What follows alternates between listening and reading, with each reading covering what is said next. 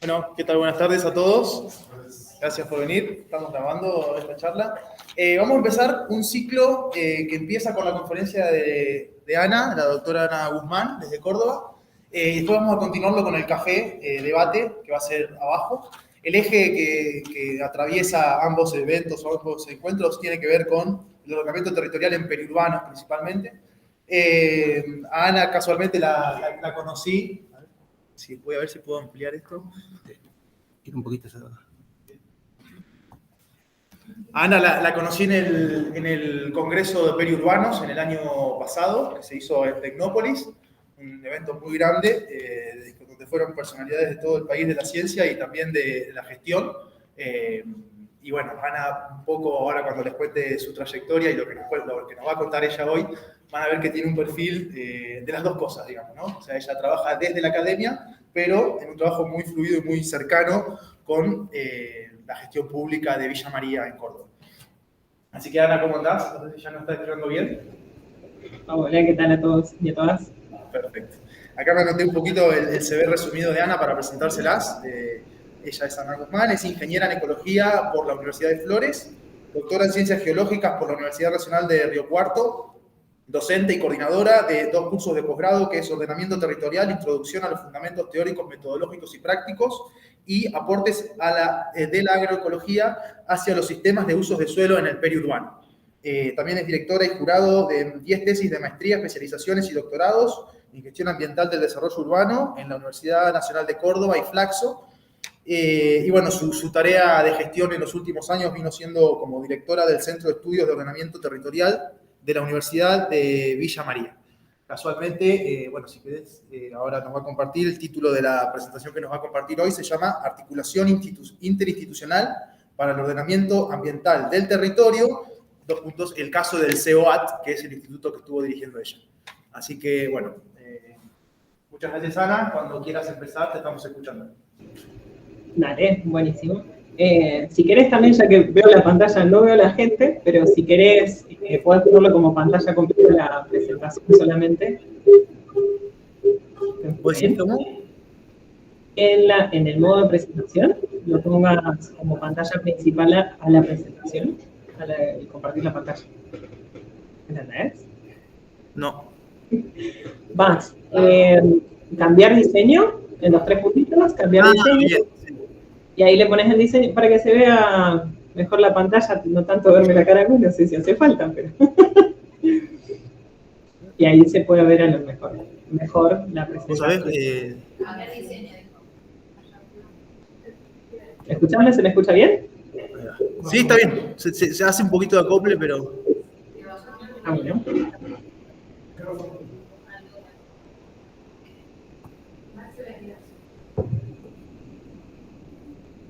A ver, Ana, a ver si acopla menos. ¿Ahora?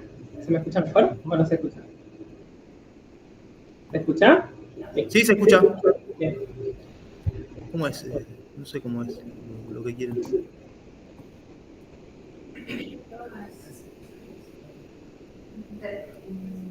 dice más lío. Perdón.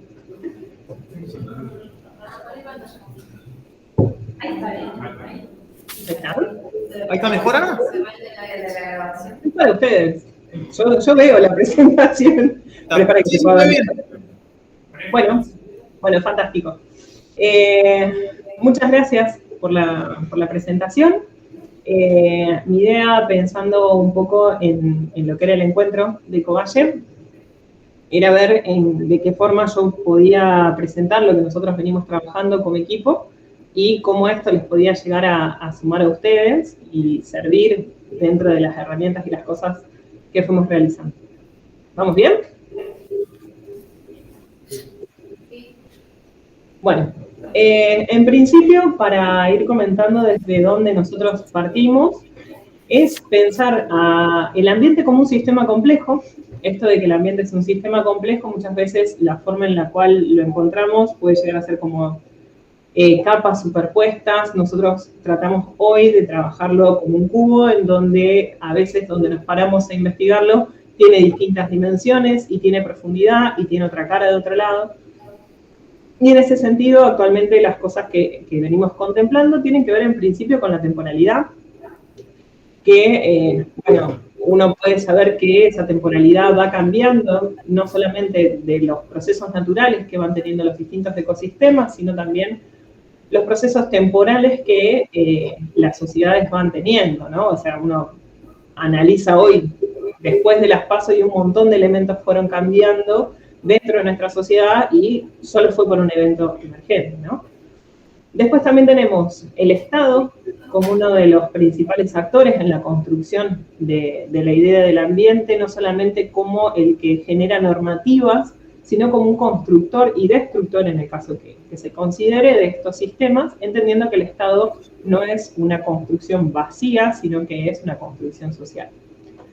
Así también los sistemas socioproductivos son un elemento clave y hacemos mucho hincapié en la idea de lo socioproductivo, ¿no? O sea, de la sociedad como una construcción no solamente de producción de alimentos o producción habitacional, sino como reproductor de sistemas sociales, y en esos sistemas sociales en los cuales nosotros también nos vemos inmersos. Por otro lado, tenemos los aspectos y la dimensión del género, que nosotros cuando empezamos este trabajo en el periurbano de Villa María fue en el 2013, las cuestiones de género no las teníamos tan contempladas y sin embargo a lo largo de estos años, ya 10 años, fuimos viendo que realmente era un elemento importantísimo, no solamente por los lugares que se ocupaba, sino también por quienes conformábamos los equipos, que éramos principalmente mujeres. Entonces, es algo que fue bastante clave para nosotros poder descubrirnos y descubrir esto en la construcción ambiental. Y el último que dejé es el de los ODS, que en realidad hoy son los ODS, hace unos años eran los Objetivos del Milenio y hace varios años atrás era la Agenda 21, pero son esas construcciones que como estructuras internacionales se van dando de bajada hacia las distintas países y territorios como elementos que principalmente son tractores hacia acciones que pueden llegar a tener buenos o malos resultados respecto a lo que se vaya realizando, ¿no? Bien, en marcos generales todos conocemos, bueno, la Argentina en función a los datos censales tiene casi el 92,5% de su población ubicada en las zonas urbanas. Después uno puede ir y debatir, y me parece que esa discusión es sumamente interesante que plantea Nates Cruz con respecto a qué es habitar como una persona de una ciudad y una persona rural, pero dentro de los datos de censo, la Argentina tiene el 92,5% de su población en ciudades. Y si analizamos que tenemos el 92,5% de nuestra población habitando ciudades y que es el 8º país más grande del mundo y que el 80% de lo que queda de la superficie de nuestro país se utiliza para agricultura, ganadería y forestación principalmente, tenemos que empezar a pensar qué dinámicas territoriales estamos construyendo y dónde las estamos aplicando las fuerzas y las energías en eso. En eso partimos de una premisa que tiene que ver con que los usos del suelo generan distintos impactos que modifican las condiciones de vida y de la naturaleza, y estas modificaciones se hacen tanto en las ciudades como en otros espacios habitados. Y con esto, antes nosotros también en los comienzos hablábamos de las ciudades y zonas circundantes, que ya voy a comentar un poco más adelante en periurbano por qué sacamos lo de circundantes. Y metimos lo de los espacios habitados, y este cambio fue interesante porque es plantear lo que se habita no solamente desde una visión humana, sino también de otros organismos, de otros seres que habitan estos territorios. Si voy muy rápido, avísenme también. Bueno, de lo que partíamos era que ese sería el problema. Paruelo también lo comenta como los cupos, que son estos cambios de uso del suelo. Y nosotros allá en sus orígenes decíamos, bueno, esto está pasando porque estos impactos no tienen estudios científicos del territorio y en el territorio que visualicen la vulnerabilidad y que demuestren la capacidad que tienen estos socioecosistemas de reaccionar de una forma diferente. En esto me interesaría hacer la salvedad que sí existían estudios. En muchos casos existían estudios y en otros no, a lo mejor actualizados, no de forma interdisciplinaria, etcétera, ¿no? Pero, ¿qué es lo que nosotros encontramos? Que en realidad la mayoría de esos trabajos que se encuentran son netamente de diagnósticos, o sea, con una distancia, pensando la academia como generadora de información, y esa información que vea el municipio que haga, ¿no? O sea, era entregársela y el municipio verá si toma la decisión de aceptar este diagnóstico y generar una política, o decir, bueno, vamos a seguir haciendo lo que venimos haciendo, ¿no? En ese sentido fue la modificación que nosotros fuimos a encontrar. Para ello, el centro se terminó creando con estos 6 principales objetivos, que era generar un espacio permanente, pensando que nosotros desde la academia tenemos la capacidad y el tiempo y las personas, no en casi todas, en el interior se sabe bien que es bastante difícil encontrar a veces muchos profesionales y cuerpos para justamente trabajar de forma interdisciplinaria, pero uno tiene más capacidades que a veces los municipios en armar estos equipos, y también para que estos equipos puedan encontrar el tiempo y la capacidad para trabajar con estas ciudades pequeñas e intermedias o medianas que hay acá en la provincia de Córdoba. Poder generar diagnósticos en los casos que haga falta, tanto para el sector público como para el privado, trabajar en forma interdisciplinariamente y en forma interinstitucional. Esto implica no solamente trabajar con otros municipios, sino también con otros organismos, como organizaciones de la sociedad civil o empresas, etcétera, ¿no? Poder seguir manteniendo las líneas de investigación. Yo pertenezco a una universidad que no tiene facultades.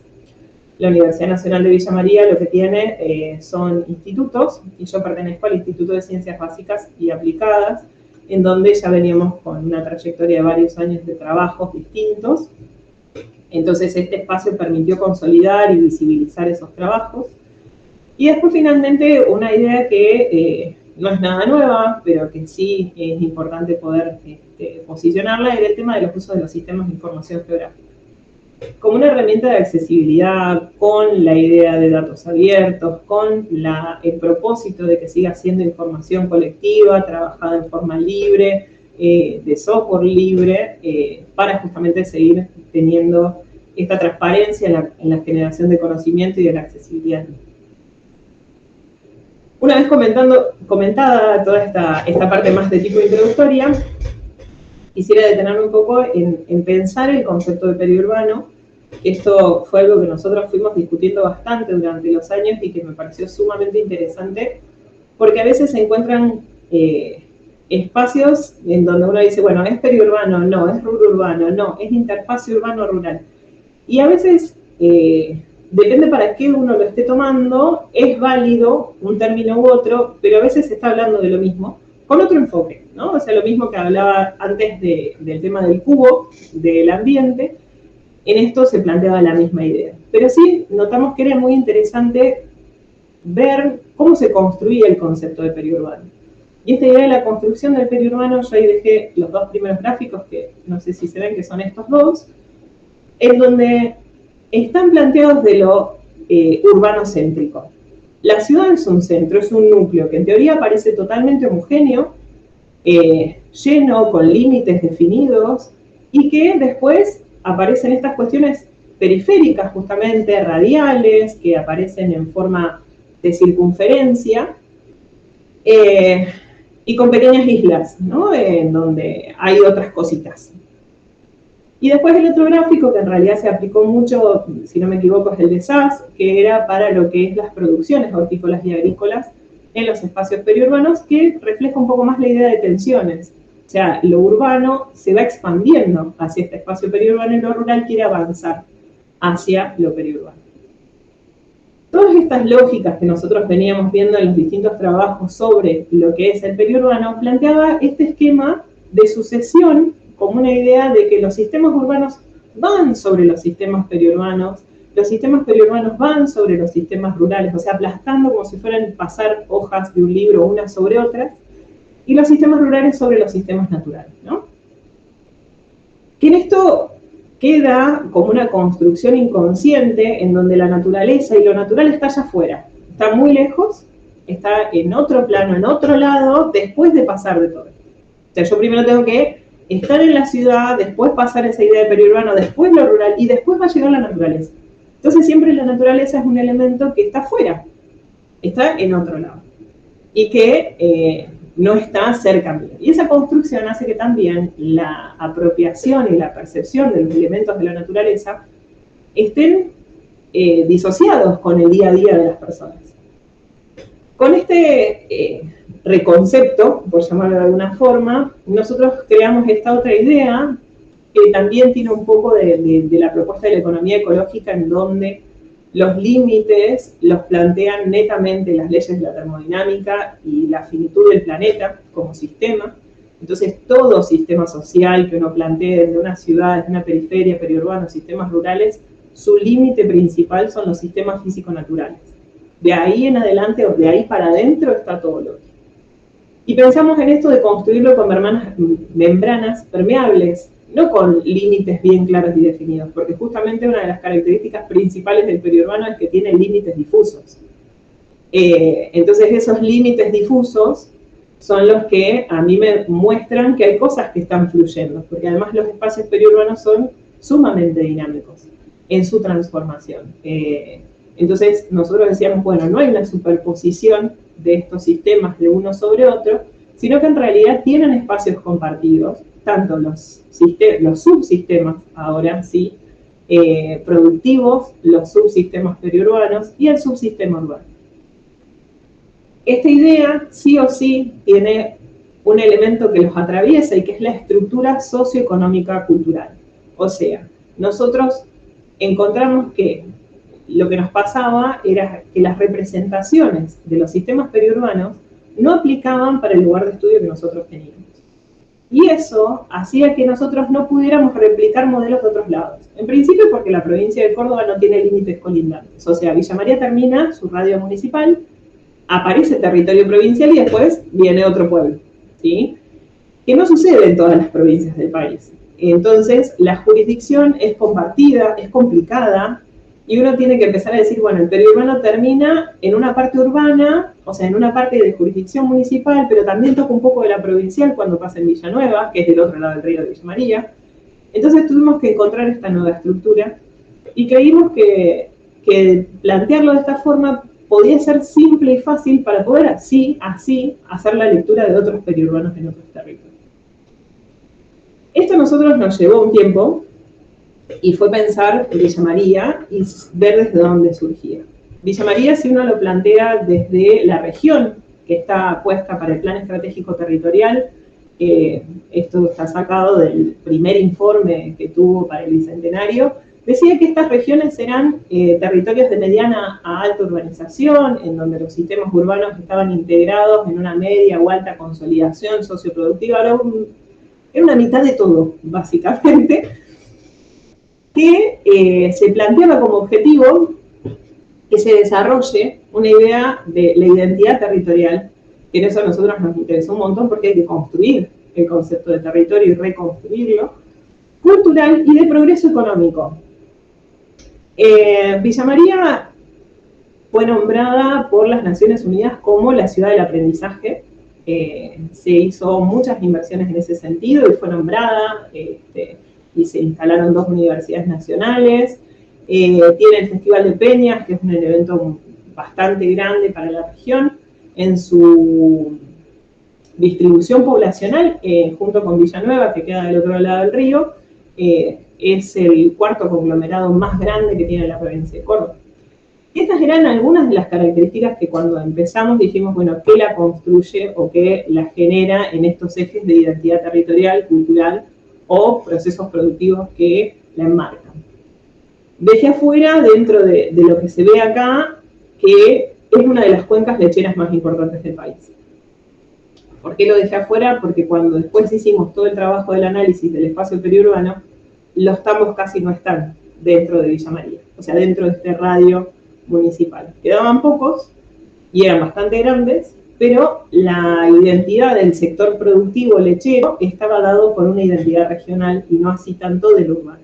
Sí, después con los años empezó a transformarse en una idea más de la producción lechera en el sentido industrial. ¿Sí? Bueno, yo les voy contando algunas cuestiones que tienen que ver con las herramientas que utilizamos, pero estas herramientas no partieron solamente desde la academia, sino que nosotros nos encontramos en el 2013 con una gestión municipal que tenía una ordenanza que consideraban que era momento de cambiar.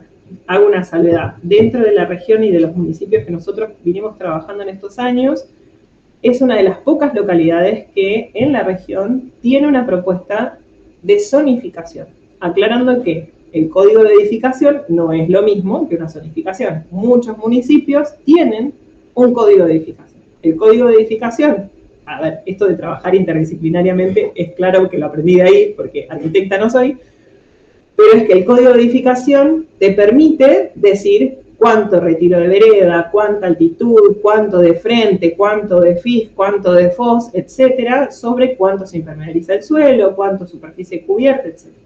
Ahora, la zonificación lo que te permite es establecer dónde va cada cosa. Y muchas ciudades no lo tienen. Entonces nosotros en esto tomamos distintas herramientas, porque la municipalidad dijo, bueno, nosotros tenemos que modificar la ordenanza porque ya es vieja, y ustedes vienen a hacer este trabajo desde la universidad, juntémonos y trabajémoslo. Es interesante aclarar que esto fue iniciativa nuestra de acercarnos hacia ellos, y que encontramos muy buena recepción por parte del área de planificación, que en ese momento y hasta el día de hoy sigue estando una mujer. Entonces empezamos a trabajar, ¿no? En conjunto.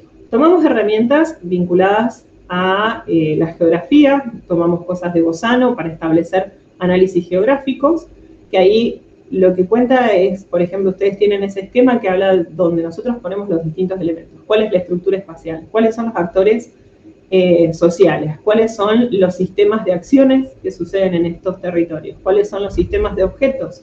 ¿Cuáles son las relaciones, los procesos, la temporalidad, etcétera? Después tomamos herramientas de la ecología del paisaje, que es ese gráfico que podemos ver acá en un color cremita, que en realidad simulaba un mapa de calor. Lo que hicimos fue establecer los distintos usos del suelo que tenía el periurbano. Encontramos 18 tipos de uso del suelo en el periurbano de Villa María. Y lo que hicimos fue hacer un análisis del índice de Merovia, que en su momento se llamaba también índice de antropización. Quiero aclarar también en esto que ese índice de antropización nosotros lo utilizamos, hablamos de procesos de antropización y después con los años dejamos de utilizar la idea de antropización porque entendíamos que plantear la antropización es considerar que el ser humano no es parte del sistema, sino que viene a romper, a construir o a destruir algo. Entonces dejamos de utilizarlo. Es debatible si hay gente que lo quiere seguir usando y gente que no, así que nosotros preferimos transformarlo a esa visión. Pero bueno, una de las cosas es que esto sí nos sirvió, por ejemplo, no sé si se llega a ver, pero acá nosotros tenemos puntos verdes, que quiere decir que es el grado de menor antropización, o sea, el grado de mayor naturalidad.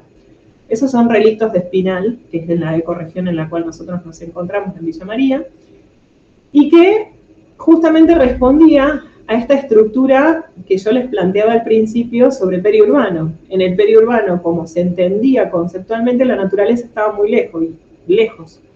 Y en este esquema, o sea, en la espacialización del periurbano de Villa María, nosotros pudimos ver que había elementos naturales de naturaleza prístina, por llamarlo de alguna forma, pegados a la planta urbana consolidada.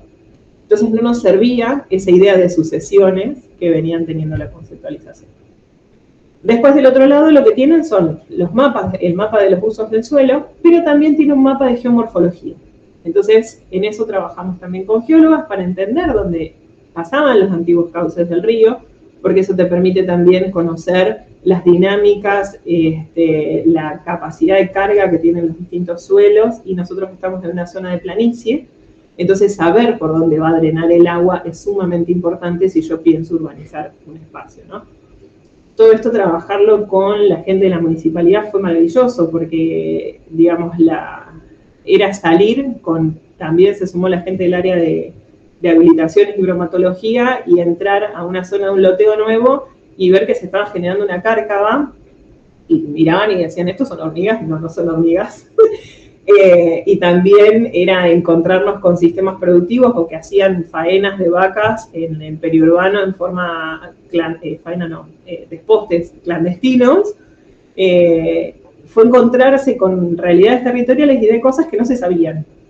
O sea, y que no se sabían desde las disciplinas, a veces, y desde las realidades del territorio. ¿Vamos bien? No sé si voy bien. ¿Por qué no escucho nada? Bueno, espero que sí. Estamos bien, Ana. ¿Qué? Se escucha medio mal. Bueno. ¿Me escuchás bien? Sí. No. A ver Bueno, si podés separar un sigo poco la con- boca del micrófono o cualquier cosa. ¿Qué es lo que hicimos acá? Yo quería comentarles esta parte porque también para mí fue una de las cosas que sí nos sirvió. Entender la complejidad es clave. Y entender que los tiempos son diferentes también es clave. Y las responsabilidades también están divididas y es importante entenderlas. Nosotros acá hicimos 2 esquemas que tienen que ver con la forma de relacionarse, o sea, los actores sociales, las funciones que cumplen, las formas en las cuales están constituidos y cómo se relacionan. Esa esquematización nos permitió ver quiénes eran actores que eran inhibidores de otros. O sea, por ejemplo, pensar un loteo nuevo era un proceso inhibidor de un criadero de chanchos o de una ladrillera. ¿Todo bien? ¿Sí? ¿Se me escucha? Sí, se escucha. Ah, ok. Bueno, y después fuimos viendo cómo estos sistemas de actores se vinculaban con los sistemas de objetos, o sea, es decir, cada uno de esos parches de uso de suelo, ¿qué estaban vinculados con quiénes? Claramente había una conexión muy grande de muchos con el sector público y la municipalidad. Entonces eso a nosotros nos hizo ver también que necesitábamos trabajar más con las distintas áreas. Hay un esquema sobre cómo nosotros trabajamos en los talleres, hicimos talleres participativos de construcción territorial, lo trabajamos separado, ¿por qué? Porque, por ejemplo, no era lo mismo ir a la sociedad rural, hacer un taller participativo con los tamberos y invitar a los horticultores. No hay representación por parte de los horticultores en la sociedad rural. Entonces fue ir al mercado de abastos para hacer en el mercado de abastos un taller con los productores hortícolas. Fue trabajar con AERCA, que es una agrupación de empresas e industrias. Entonces se hicieron distintas actividades para ver cómo estos distintos actores que nosotros ya habíamos identificado y que creíamos que tenían una forma de relacionarse, consideraban ellos la territorialidad. Fue muy interesante trabajar de esta forma porque encontrarnos con, por ejemplo, los colegios profesionales, en donde a lo mejor en uno de los talleres que hicimos, uno de los arquitectos dijo, no sé por qué, a mí me tiene que interesar dónde están las partículas. Y en eso se levantó uno de los chicos que era ingeniero agrónomo y que es productor y dice, mirá, porque en realidad vos vas a alimentar a una población que estás haciendo que se instale en un lugar. Y tenés que ver dónde se instalan, qué van a comer y dónde va a quedar el lugar para que esas personas coman.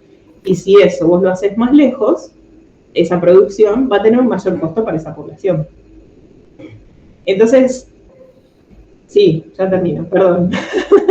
Entonces fuimos trabajando con todas estas dinámicas territoriales con la gente.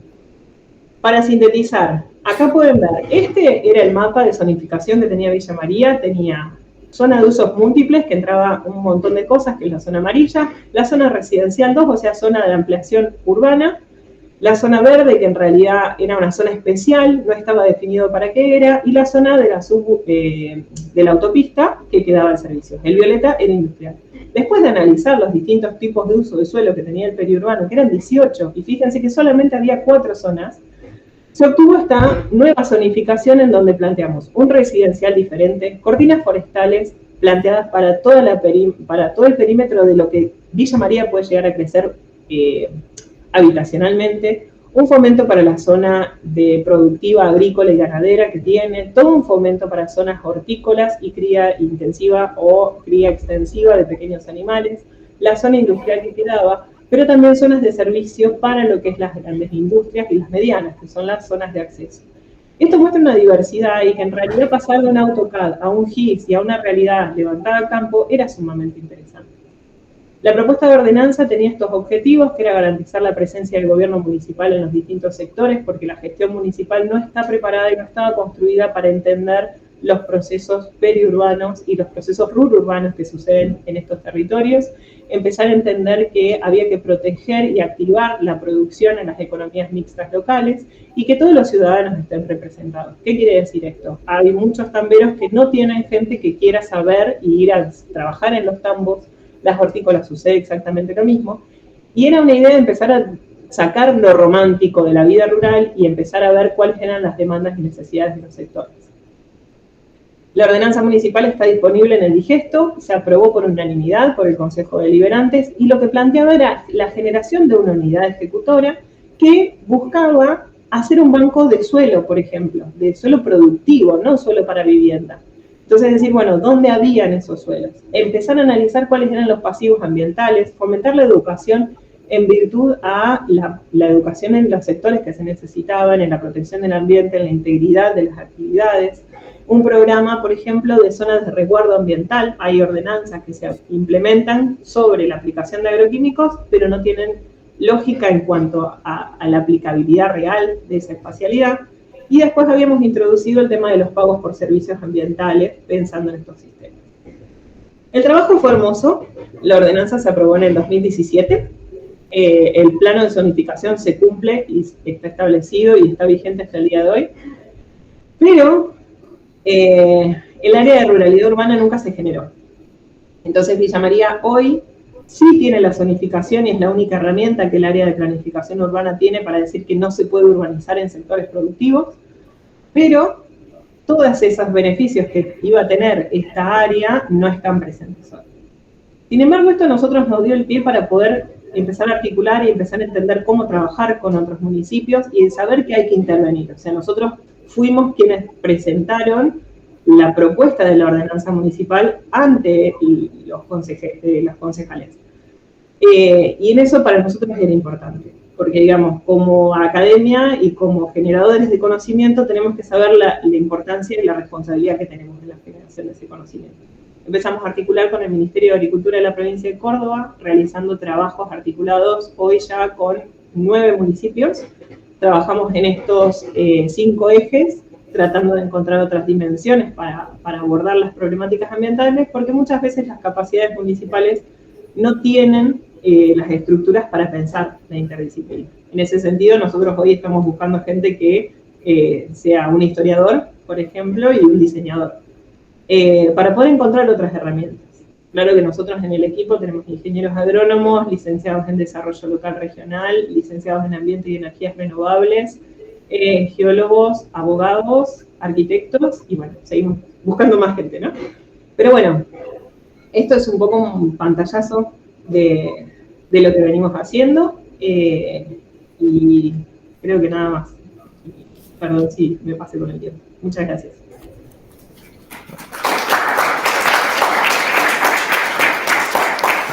Bueno, Ana, gracias. No sé si nos está escuchando bien. No sé si nos escucha.